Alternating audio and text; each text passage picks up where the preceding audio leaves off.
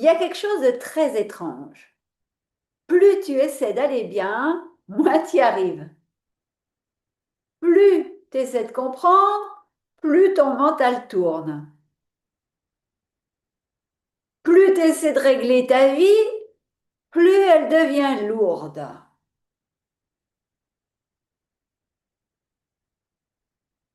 Et si le problème n'était pas ta vie? Et si le problème, c'était la lutte permanente, les conflits intérieurs, cette lutte permanente à l'intérieur de toi? Aujourd'hui, je vais t'expliquer pourquoi la joie n'apparaît pas quand tu fais plus d'efforts. Elle apparaît quand tu arrêtes de te battre.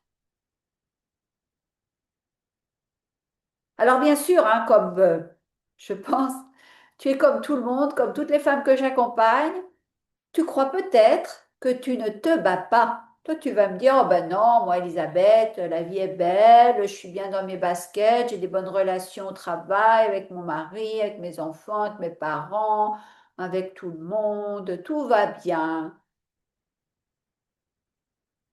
Réfléchis. Est-ce que tu crois que tu ne te bats pas? Si oui, regarde bien. Je t'invite à aller regarder de plus près.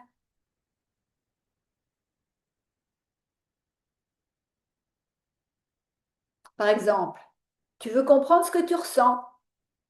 Tu analyses tes réactions. Tu cherches à corriger, entre guillemets, ce qui ne va pas. Tu anticipes, tu contrôles.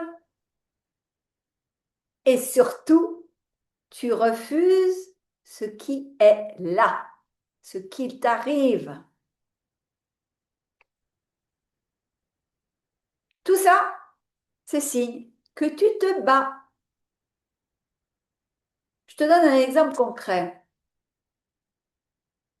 Tu ressens de la peur. Il y a une situation de vie qui fait que tu as peur. Peut-être c'est quand tu es en présence de quelqu'un de particulier ou au travail, tu as peur. Qu'est-ce que tu vas faire? Tu vas chercher à la faire disparaître. Autre cas, tu ressens de la colère. À ce moment-là, qu'est-ce que tu fais? Tu te juges. Mais pourquoi je suis en colère? Mais je ne devrais pas être en colère. Je fais du développement personnel, je travaille sur moi, donc la colère ne devrait pas exister pour moi. C'est pas bien d'être en colère.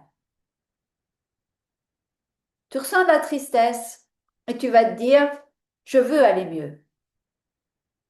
Alors bien sûr, ça fait tellement partie de ton quotidien, de ta vie depuis toujours que bah, pour toi c'est la norme. Et en plus, vu de l'extérieur, ça a l'air logique. Mais en réalité, sache qu'en réagissant de cette façon, tu es en train de te battre contre toi-même, tout simplement.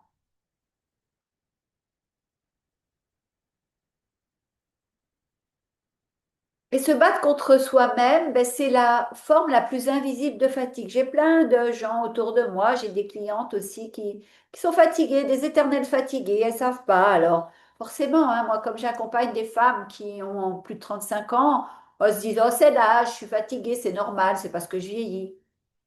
Non, non, non, t'es pas fatigué parce que tu vieillis, tu es fatigué parce que tu te bats contre toi-même au quotidien et que ça dure depuis des décennies.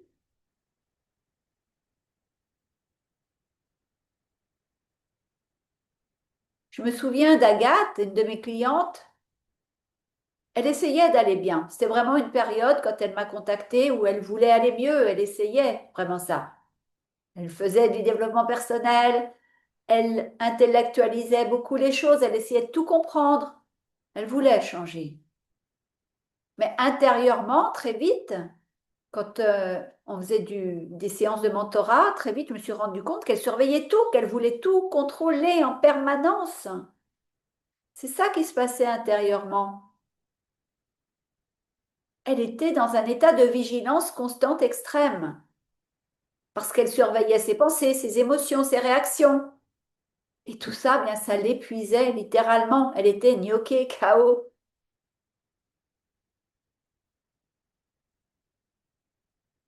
Et pourquoi toi aussi tu peux être dans ce cas de figure d'être épuisé? C'est parce que tout simplement, tu ne vis pas. mais tu te corriges en permanence. Je te la redis, celle-là. Tu es épuisé parce que tu ne vis pas, mais tu te corriges en permanence.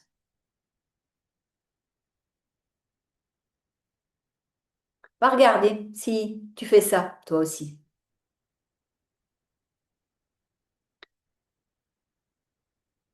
Là encore, je m'inscris en faux par rapport au développement personnel parce qu'il y a des pièges sans arrêt dans cette chose qu'on nomme le développement personnel. Moi, déjà, rien que le nom développement personnel, comment tu peux te développer? Tu es un être parfait quand tu nais, un être divin incarné dans un corps physique qui va bien évidemment avoir des apprentissages et évoluer. Mais personnellement, moi j'associe ça à personnalité. Il n'y a aucun développement de personnalité dans tous ces outils, ces pratiques qu'on te pousse à faire. C'est pas le but, le développement personnel. Le but, c'est de se retrouver toi-même, de retrouver ton âme, de retrouver ton être profond, ta sincérité, ton authenticité. C'est ça que tu es amené à faire sur Terre. Il n'y a aucun développement personnel à avoir. Et dans ce développement personnel, on t'apprend à travailler sur toi. Déjà, rien que le mot travailler sur soi, ça me met dans un état second. On t'apprend à comprendre tout, à évoluer, à t'améliorer tout le temps. C'est épuisant. Rien que de te dire ça, ça m'épuise. Cette liste-là. Et c'est pour ça que tellement de gens qui font soi-disant du développement personnel, eh bien, sont en lutte permanente. Elles s'infligent une pression intérieure. Elles vont se dire, je devrais être plus calme, je devrais lâcher prise, je devrais être différente. Observe, si toi aussi tu es dans ce paradigme-là, parce que si tu l'es, tu te retrouves à lutter pour aller mieux. C'est un comble.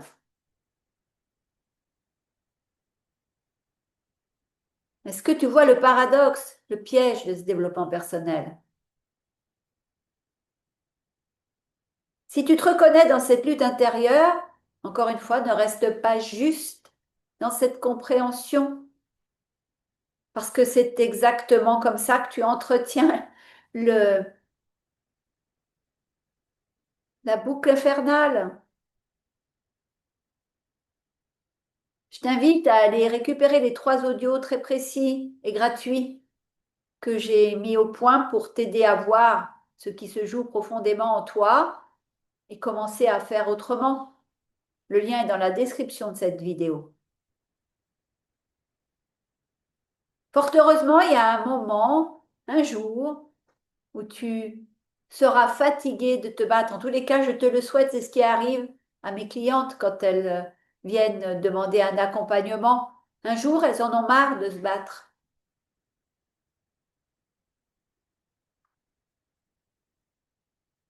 Un jour, toi aussi, tu vas être fatigué de te battre, je te le souhaite.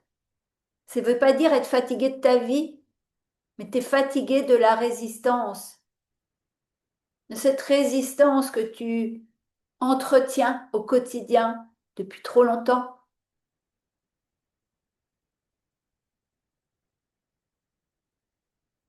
Imagine, tu es dans une situation inconfortable, ça peut être une discussion qui tourne mal, une émotion inconfortable, la peur, de la colère, de la tristesse, voire même une tension, peut-être même les trois à la fois. Et pour une fois, tu cherches pas à changer.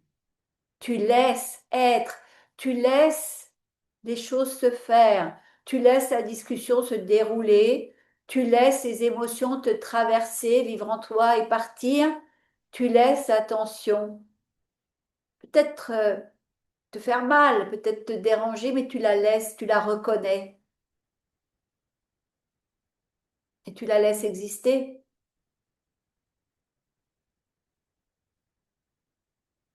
Et là, tu vas voir quelque chose se détend.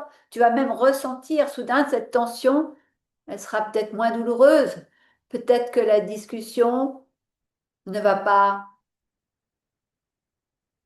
alimenter les émotions qui se jouent en toi.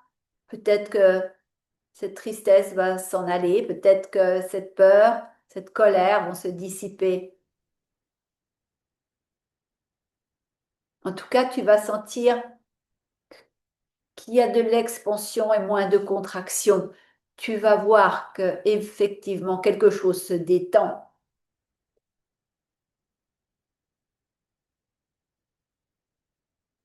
Maintenant, j'aimerais te parler d'une émotion que j'adore, qui me tient à cœur, la joie. Alors moi, quand je parle de joie, c'est la joie profonde, hein. Tu sais, il y a quelques années, 6 ans maintenant, j'ai sorti le programme La puissance de la joie pour attirer l'abondance. Parce que la joie, c'est un état d'être dans lequel je baigne depuis que je suis née. Et j'étais comme Monsieur Jourdain, je n'avais pas pris conscience à quel point la joie profonde, qui en même temps amène de la paix intérieure et de la sécurité, bien sûr, et de la confiance, eh bien, cette joie, elle te fait vibrer différemment et elle attire à toi le meilleur dans ta vie. Et comme cette joie, pour moi, elle était innée, je la cultive pas, elle m'a été vraiment incorporée quand je suis née et entretenue par le comportement, les propos, l'amour que ma maman me donnait. Donc, pour moi, la joie, ça fait partie de moi. C'est pour ça que je l'ai pas vue pendant des années. J'ai pas pris conscience pendant des années qu'elle, c'était elle qui créait ma vie, qui m'amenait à réussir tout ce que j'entreprenais, qui m'amenait à croiser des êtres exceptionnels. Donc, c'est pour ça que j'avais créé ce programme, La puissance de la joie pour attirer l'abondance, et pour t'expliquer comment toi, qui peut-être ne connais pas suffisamment cette joie profonde, bien peut la faire rayonner et la faire créer ta nouvelle réalité, une vie la plus belle et la meilleure pour toi. Encore une fois, la joie, ce n'est pas une émotion forte, c'est pas l'excitation de dire oh, j'ai gagné au loto, oh là là, je saute de joie, oh là là, j'ai mon amoureux qui va venir me chercher ou qui m'amène un bouquet de fleurs et je pétille, etc. C'est pas de cette joie-là que je parle. Quand je parle de joie, c'est un espace, c'est une légèreté, c'est une absence de tension, c'est un espace d'expansion. Légèreté de sauter sur le fil du temps qui te correspond le mieux, qui va te donner la meilleure vie possible. Et cette joie, elle n'apparaît pas quand tout va bien. Elle apparaît quand tu arrêtes de résister à ce qui est. Je te répète, hein. Cette joie n'apparaît pas quand tout va bien. Cette joie apparaît quand tu arrêtes de résister à ce qui est. Quand tu arrêtes de vouloir tout contrôler, quand tu arrêtes de mettre trop de tension, trop de stress, quand tu arrêtes de résister, de refuser ce qu'il advient dans ta vie. Et pourquoi? Ben parce que tant que tu te bats, tu restes enfermé dans ton mental. Tu donnes encore une fois la première place à ton mental. Tu oublies tes 4 C, je te les répète. Il y a ton mental, il y a tes émotions, il y a ton esprit, il y a ton corps physique. Et tous ces 4 composantes doivent vivre en synergie, doivent te servir au mieux. Tant que tu te bats, tu restes enfermé dans ton mental et tu lui donnes la première place. Et ce n'est pas le meilleur pour toi. Et ce n'est pas la vie d'abondance. Et ce n'est pas une vie d'abondance et joyeuse que tu t'offres quand tu fais ça. Le jour où tu arrêtes, tu reviens à la vie. Oui, quand tu dis merde à ton mental, quand tu arrêtes de te battre, tu reviens à la vie, tout simplement. Et c'est à ce moment-là que quelque chose de simple, mais profondément apaisant apparaît. La joie, et oui, la joie, comme je te le disais précédemment, c'est beaucoup de paix, c'est beaucoup de sécurité intérieure, c'est beaucoup de confiance en toi, en la vie. Ça te rend inarrêtable, ça te rend abondante. Tu as vraiment à ce moment-là les rênes de ta vie et tu peux créer ta réalité la meilleure pour toi. Une vie abondante et joyeuse, comme j'aime à le dire. Si tu t'es reconnu dans cette vidéo, encore une fois, ne reste pas juste avec la compréhension mentale, parce que tu vas continuer d'entretenir ce mécanisme, ce fonctionnement, ces habitudes, ces attitudes que tu entretiens depuis des décennies et qui te font perdre le fil, qui créent un vide en toi et qui te font passer à côté de ta vie. Pour t'aider à voir ce qui se joue, ce mécanisme profond que tu entretiens depuis toujours et commencer à en sortir, je t'invite à télécharger les 3 audios très précis et gratuits dont le lien est dans la description de cette vidéo. Télécharge-les maintenant. Sur ce, je te dis à la semaine prochaine dans une nouvelle vidéo. Ciao!